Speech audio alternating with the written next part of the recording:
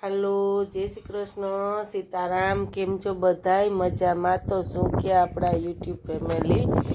જય માતાજી, જય રામા પીર. તો શું કે વરસાદ પાણીના જો માહોલ પણ પવન ફેંકે છે, વાવડો નકરો આવું બધું હેલા કરે છે ને. વરસાદ તમારે તો કેવો કોઈ, અમારે તો જો કે હમણાં તો વિરામ લીધો છે અઠવાડિયાથી. ને આજે શું ટોપિક ઉપર બનાવવાના છે એ તમે ખાસ કરીને આગળ જોડાઈ રહેજો. જોકે આપણી પાછળ નકરા ઝાડવા જ છે. આજે વનસ્પતિનું શાક બનાવવાનું છે તો ખાસ કરીને જોડાઈ રહેજો. તો આ કંટોલા છે, અમુક ઘણા શબ્દો આને કહે છે. તો આ વનસ્પતિથી બને છે, કોઈ દવા ખાતર દારૂ કોઈ વસ્તુ નહીં. વરસાદ આવે એટલે ઓટોમેટિક વાયડુમાં થાય કંટોલા, અને ઓટોમેટિક પાછા હાઈતમ કઈડે સુકાઈ જાય, મોલો આવી જાય ને. એ દિવાળી આવતા વેલો ગોઈતોય ન જડે, બરોબર. પણ એની જમીનમાં એની ગાંઠ રહીએ છે, એ પણ દવામાં ઘણો ઉપયોગ આવે છે. તો હાલો, આજે તો આપણે વનસ્પતિના કંટોલાનું શાક બનાવવાનું છે. તો આપણે કંટોલા સુધાર લઈ, લસણ ફોલાઈ ગયું છે, તો ખાસ કરીને આગળ જોડાઈ રહેજો.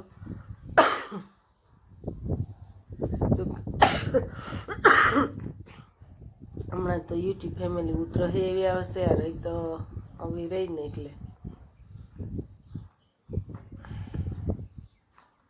તો કંટોલા જો આપણે સુધાર લીધા છે, તો મેં કીધું કે નકરા કંટોલાનું કરું ને.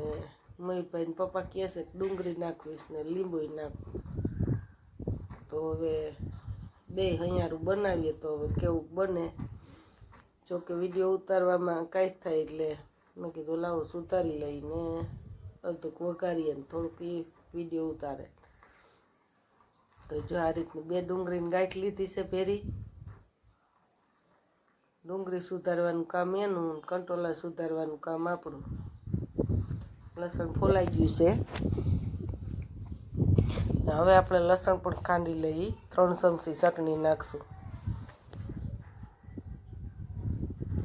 જોકે બહુ તીખું નહીં, બહુ મોરું નહીં, એવું જોઈ.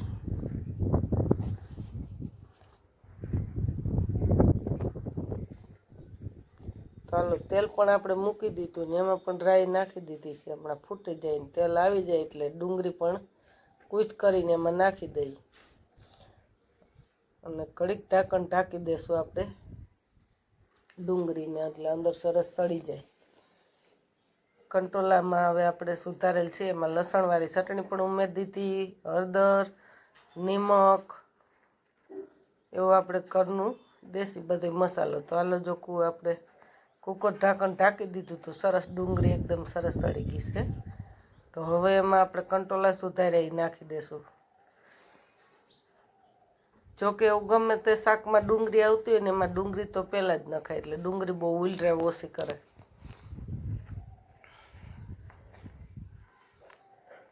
ટમેટું ડુંગળી ને એને તો પહેલાં તેલમાં નાખો ને તો સરસ ગળી જાય હાવ.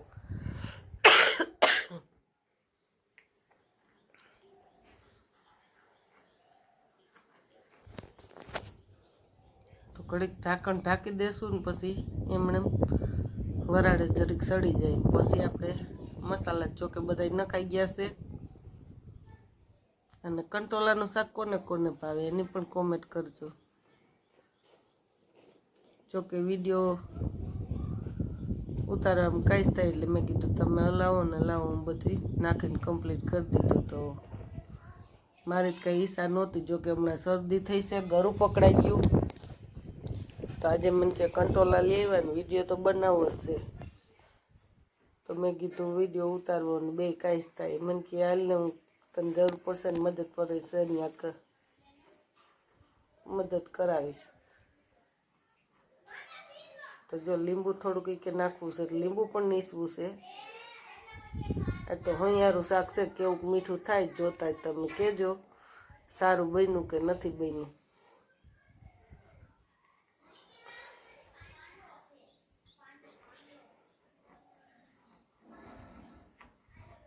તો ઘડીક ઢાંકણ ઢાંકીને એમને રાખી દઈશું પાછું, એટલે સરસ એકદમ મસ્ત હળહળી જાય ને પછી વઘાર કરશું.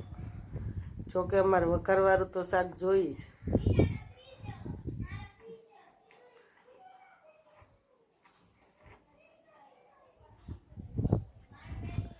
અને ઢાંકણ પેક કરીને 3 સીટી કરીને પછી ખોલી નાખશું. કેવું બને ને ખાસ કરીને કોમેન્ટ કરજો. જોકે હમણાં તો સોમાહારની ધાણા ભાજી ઓછી આવે, ગામડામાં તો એવું બધું ઓછું મળે.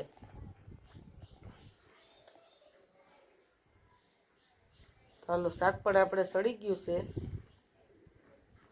3 સીટી કરી છે, જો મસ્ત સડી ગયું. જોતા જ મોઢામાં પાણી આવી જાય એવું બની ગયું છે, કાંઈ ન ઘટે. સ્વાદમાં પણ કેવું બને. કંટોલાનું શાક કોને કોને ભાવે એને કોમેન્ટ કરજો. એકલા કંટોલાનું ભાવે કે સેવ કંટોલા ડુંગળીનું ભાવે. જોકે મને તેમાં કાંઈ લીંબુ ને એવું કંઈ ઓછું ભાવે, એમાં નકરા કંટોલાનું હજી ભાવે. તો હાલો હવે આપણે જમવા બેસી જઈએ. સવારની ભાખરી તો બનાવી નાખી હતી અને શાક એક બાકી હતું.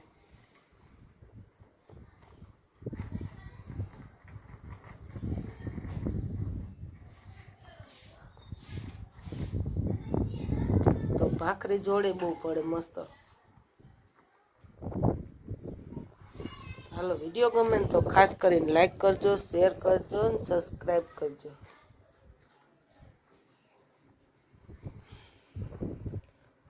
અથાણા પણ સાથે લીધા છે, ઊંધું, ગાજર અને કેરી.